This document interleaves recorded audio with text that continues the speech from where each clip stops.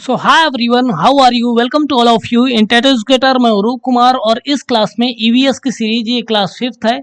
इससे पहले हमने 4 क्लास इसके रिगार्डिंग अपलोड कर दिया है। हर एक वो क्लासेस, हर एक वो टॉपिक कवर अप किए जाएंगे वो जो सीटेट की प्रिपरेशन में, चाहे वो पेपर फर्स्ट हो चाहे पेपर सेकंड हो, जहां भी जरूरी होगा, जैसे भी जरूरी होगा, इस चैनल में आपको हर एक प्रकार का वो कंटेंट मिलेगा जिससे आपके एग्जाम को क्लियर करने में हेल्प मिले। वैसे यदि बात करें तो ईवीएस मतलब इन्वायरमेंटल स्टडीज, यानी पर्यावरणीय अध्ययन या कि पर्यावरण का अध्ययन। इसकी 4 क्लासेस अपलोड हैं। ये 5th क्लासेस है। इसमें भी बहुत इंटरेस्टिंग बात की जाएगी। इस टॉपिक का नाम है घर और मकान। ये छोटा सा टॉपिक होने वाला है। चीजें एक छोटा सा कॉन्सेप्ट है, वो क्लियर करना है। यदि बातें अच्छी लगती हैं, आपके कॉन्सेप्ट क्लियर होते हैं और एग्जाम में आपको सहायता मिलती है, तो please subscribe to TET Educator, ताकि हम फ्री आपको क्वालिटीफुल क्लासेस और क्वालिटीफुल कंटेंट आगे भी आपके लिए लाते रहें। तो बातें अच्छी लगती हैं तो सब्सक्राइब कर लेना है। और आते हैं अपने अपने टॉपिक के ऊपर डायरेक्टली। तो छोटू का घर, देखिए यहाँ पे एक बात की गई है, घर मकान। घर मकान कब घर बन जाता है, इस पर चर्चा करवाना। मकान और घर के बीच के अंतर को स्पष्ट करें। एक शब्द होता है मकान, ठीक, और एक शब्द होता है घर। इसके बीच का फंडामेंटल अंतर यदि बताएं तो वो ये कैसे होता है। देखिए, पहले हम मकान की बात करेंगे और फिर बात करेंगे घर की। तो जो मकान होता है वो किससे बनता है? ईंट से। वो किससे बनता है? बालू से। वो किससे बनता है? बजरी से। वो किससे बनता है? सीमेंट से। सीमेंट से। कच्चा या कि पक्का मकान, चाहे वो खपरेल वाला हो चाहे छत वाला जो मकान होगा, वो इनसे बनता है। पर जो घर होता है उसका फंडामेंटल अंतर यही होता है, उसका फंडामेंटल डिफरेंस यही होता है कि जो घर होगा वो संबंध से बनता है। संबंध से बनता है, वो प्यार से बनता है, वो भाईचारे से बनता है, वो एक दूसरे के प्रति समर्पण से बनता है, एक दूसरे के प्रति प्रेम व्यवहार से बनता है, एक दूसरे के प्रति विश्वास से बनता है। कोई ये नहीं बोलता, यदि किसी का संबंध विच्छेद हो जाए तो कोई ये नहीं बोलता, संबंध विच्छेद से मेरा मतलब किसी का डाइवोर्स हो जाए तो कोई ये नहीं बोलता उसका मकान उजड़ गया। हमेशा ही बोलता उसका घर उजड़ गया, उसका घर बर्बाद हो गया। इसलिए बोलते हैं कि जो घर होता है वो लोगों का एक समूह होता है। मतलब दो चार या उससे अधिक लोगों का एक छोटा सा समूह है, जिनकी एक कॉमन छत है, एक कॉमन रसोई है, उनमें परस्पर रिश्ते हैं।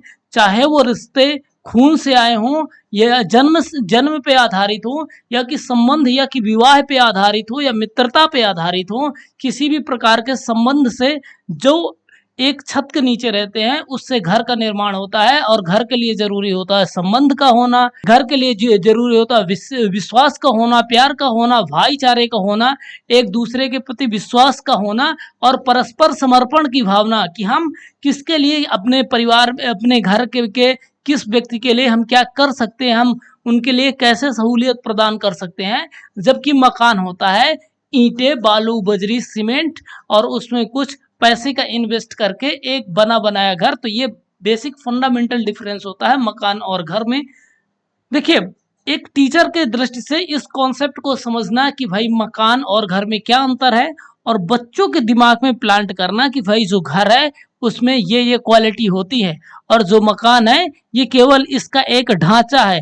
गारे, सीमेंट और ईंटी, कुछ सरिया का एक ढांचा होगा, उसको आप बोलेंगे मकान, उसको घर नहीं बोलते। तो ये बेसिक फंडामेंटल डिफरेंस होता है।